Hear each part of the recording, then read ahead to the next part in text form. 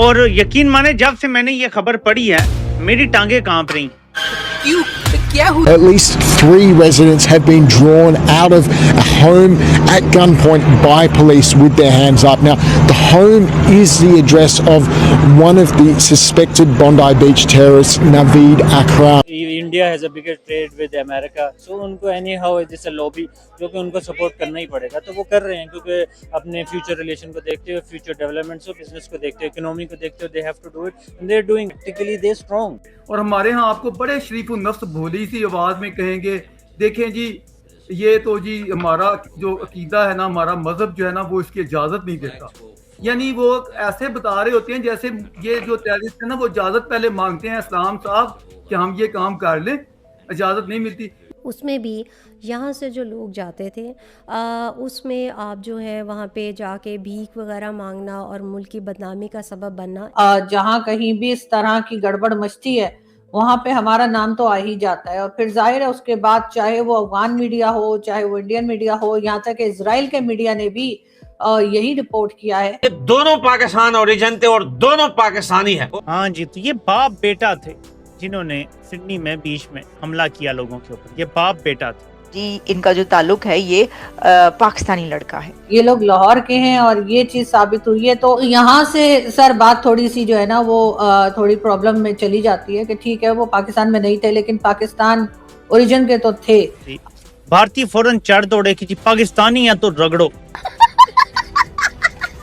और ये बात याद रखना कि दुनिया के किसी भी कोने में कहीं पर बड़ी दहशतगर्दी हो ना, उसमें पाकिस्तान का हाथ ना हो ना, ऐसा हो ही नहीं सकता। बड़े शर्म की बात एक तो ये कि अच्छा कोई दुनिया में ऐसा वाकया होता है ना तो डर पड़ जाता है फौरन, ओहो ये कहीं कोई पाकिस्तानी तो नहीं है।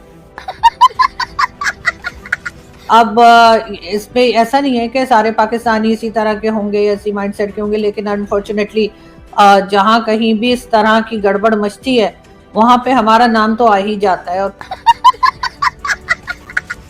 मैं खुद चाह रही थी कि भाई ये पाकिस्तानी ना निकले, लेकिन अनफॉर्चुनेटली अभी तक जो रिपोर्ट्स आई हैं या जो मैंने देखी है, और इवन मेरे शो में आके भी जैसे मैंने कहा वसीम अल्ताफ साहब ने भी कहा कि वो लाहौर तक उन्होंने मेंशन कर दिया है। एक ड्राइवर लाइसेंस सामने आया मेरा ख्याल है, जो कि तस्वीर मैंने भी देखी, तो उसके ऊपर जो है वो तो लग रहा है कि पाकिस्तानी है, क्योंकि उसने मेरा ख्याल है कि शायद पाकिस्तान क्रिकेट टीम की कोई शर्ट पहन रखी। ये जो दहशतगर्दी है इसकी तो कोई बाउंड्री नहीं, कोई मजहब नहीं है, और ये तो डिफरेंट रीजंस की वजह से डिफरेंट जगहों पे दहशतगर्द ऑपरेट कर रहे होते हैं।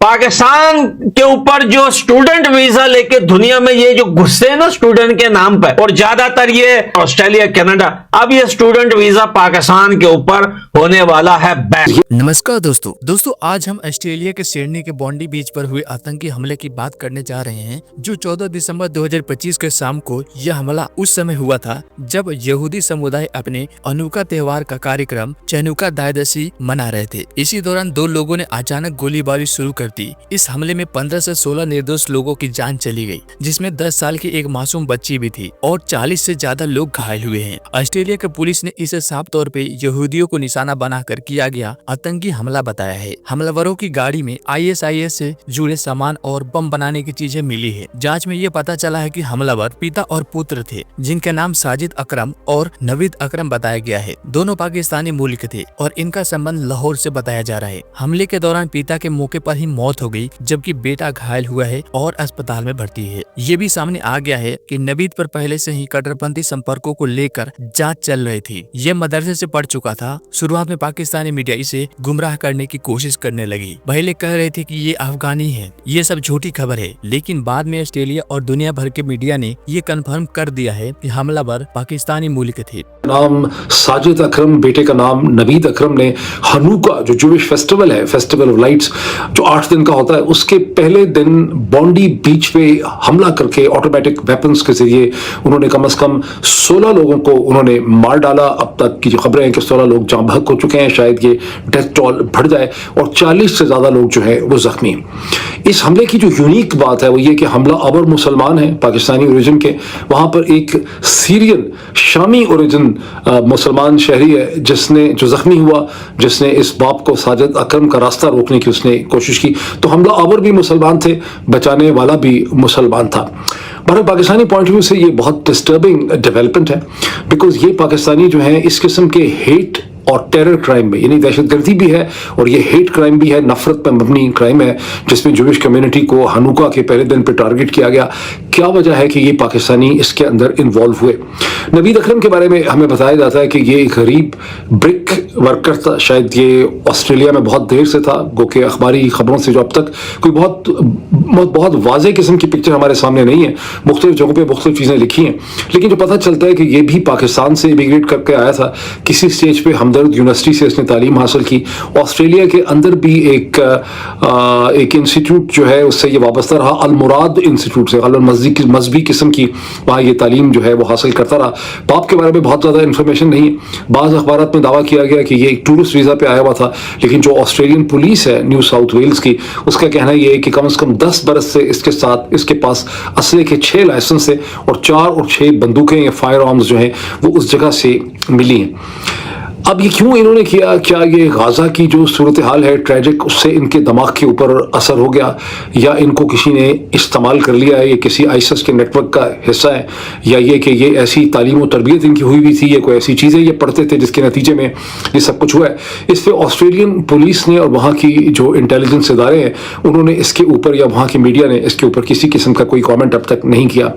इसराइल के प्राइम मिनिस्टर बेंजामिन नेतन्याहू ने इस मौके का फ़ायदा उठाते ही ऑस्ट्रेलियन प्राइम मिनिस्टर जो हैं एंथनी एल्बनीज, उनके ऊपर इल्ज़ाम दिया कि ये सब कुछ एंथनी एल्बनीज की पॉलिसीज़ का फेलियर है, बिकॉज क्योंकि प्राइम मिनिस्टर एंथनी एल्बनीज ने एंटी सेमिटिज्म को ऑस्ट्रेलिया में बढ़ने से नहीं रोका। ये जो दहशतगर्दी है इसकी तो कोई बाउंड्री नहीं, कोई मजहब नहीं है, और ये तो डिफरेंट रीजंस की वजह से डिफरेंट जगहों पे दहशतगर्द ऑपरेट कर रहे होते हैं। और ये कहना कि किसी एक मुल्क के हैं वो भी एक गलत बात है, क्योंकि जब दहशतगर्द का मैं कह रहा हूँ बाउंड्री ही कोई नहीं होती। लेकिन आप इस वाक्य को किस तरह से देख रहे हैं जो ऑस्ट्रेलिया में हुआ? बहुत शुक्रिया मुबशिर साहब। मैं समझ रहा हूं कि पाकिस्तान के खिलाफ जो एक अरसे से प्रोपेगेंडा किया जा रहा है, या भारत और मोदी जो चाहते हैं उसमें उन्होंने एक कदम और आगे बढ़ाया। देखिए, जहां तक बात है पाकिस्तान की, पाकिस्तान तो खुद दहशतगर्दी का शिकार है और लाखों लोगों ने, हजारों लोगों ने शहादतें दी हैं, लाखों लोग इससे मुतासर हुए हैं, और पाकिस्तान ने ही इसकी मुसल्लह अफवाज और इसके अवाम दहशतगर्दी के खिलाफ जंग लड़ रहे हैं। जहां तक दीन इस्लाम के बारे में एक इमेज बनाया जाता है दहशतगर्दी का, तो हमारे दीन में तो हमेशा से है। कुरान पाक में अल्लाह पाक कहता है ला इकराह फिद्दीन, दीन में जबर नहीं है। अगर कोई नाम निहाद मुसलमान किसी भी फिरके से, किसी भी मजहब के ऊपर हमला आवर होता है, तो वो तो कुरान की रूह से, खुदा की रूह से वो तो जुर्म का मुर्तकब होता है, और उसका तो दीन इस्लाम से कोई ताल्लुक नहीं हो सकता। जहां तक अगर आप इसराइल के मुजालिम को दुनिया में रहने वाले हर यहूदी के साथ जोड़ें, और सिडनी में बसने वाले, ऑस्ट्रेलिया में बसने वाले यहूदियों के ऊपर हमला आवर हो, तो ये बड़ी ही, मैं समझता हूँ, जाहिलियत होगी। और ये बात सोचनी चाहिए कि अगर कोई एक मजहब का कोई फर्द जालिम हो, तो वो पूरे मजहब के ऊपर ना तो आप उंगली उठा सकते हैं और ना उसके ऊपर हमला आवर हो सकते हैं। तो मैं जहां से बात शुरू की थी मुबशिर साहब, बेटा बेशक पाकिस्तान ना आया, लेकिन ये कि बाप तो 1998 में गया था, और उसके बाद 2001 में जो है वो लड़का जो है वो पैदा हुआ। तो यहाँ से सर बात थोड़ी सी जो है ना वो थोड़ी प्रॉब्लम में चली जाती है कि ठीक है वो पाकिस्तान में नहीं थे, लेकिन पाकिस्तान ओरिजिन के तो थे। अब इस पे ऐसा नहीं है कि सारे पाकिस्तानी इसी तरह के होंगे, ऐसी माइंडसेट के होंगे, लेकिन अनफॉर्चुनेटली जहाँ कहीं भी इस तरह की गड़बड़ मचती है वहाँ पे हमारा नाम तो आ ही जाता है। और फिर जाहिर है उसके बाद चाहे वो अफगान मीडिया हो, चाहे वो इंडियन मीडिया हो, यहाँ तक कि इजराइल के मीडिया ने भी यही रिपोर्ट किया है कि ये लोग पाकिस्तानी थे। और कई वीडियोस तो ऐसी भी आई हैं जिसमें ये बाकी लोगों को कह रहा है साइड पे हो जाओ, और सिर्फ उन्हीं लोगों को टारगेट कर रहा है जो वहाँ पर फेस्टिवल मना रहे थे। तो सर कैसे इनकार करेंगे हम, फिर क्या किस तरीके से निकल पाएंगे? क्या यहाँ पर इस तरह के लोगों का माइंडसेट नहीं बनाया गया? क्या यहाँ पर इस तरह के लोगों को सपोर्ट नहीं किया गया?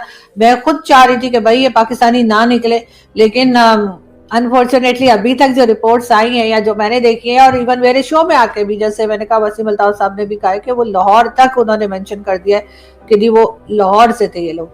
अब वो गए यहाँ से लाहौर से होंगे, अब ऑस्ट्रेलिया कहीं ना कहीं से तो गए हैं ना, तो वो लाहौर से हो सकता है 1998 में गए हो, और फिर उसके बाद वहाँ पे किस तरह का माहौल है क्या है, तो आप जानते ही हैं कि आप तो अक्सर बाहर घूमते फिरते रहते हैं, आपने देखा होगा कि अब यूरोप में रहने वाले पाकिस्तानी जो हैं वो उनका जो माइंडसेट है वो यहाँ पे रहने वाले पाकिस्तानियों से भी ज़्यादा जो है वो अजीब किस्म का हुआ है कि बहुत ज़्यादा रिलीजन को लेकर सेंसिटिव हो जाते हैं। ये बात करना कि वो लाहौर से हैं, अब समझ नहीं आ रही इस चीज़ की कि ये काम किसका एक्सप्लेन करना है। ये काम तो ऑस्ट्रेलियन गवर्नमेंट का था ना। तो वसीम अल्ताफ़ साहब ने अगर ये बात कर दिया है, मैं पहली दफ़ा ये आपके मुंह से सुन रहा हूँ कि आप वसीम साहब को कोट कर रही हैं कि वसीम अल्ताफ़ साहब कह रहे हैं कि लाहौर के हैं। There is no single evidence कि वो पाकिस्तान से भी कोई उसका कोई रिश्तेदार, कोई दोस्त, कोई ताल्लुक होता है ना। अगर आप एक बंदा जो है उसका, जैसे फॉर एग्जांपल कल एक लड़का था जिसका उन्होंने दिखा दिया जी कि ये लड़का जो ये वो है, और वो झूठा निकला। आप जिसकी तस्वीर कल आपको पता है चली थी, I think I do have his video,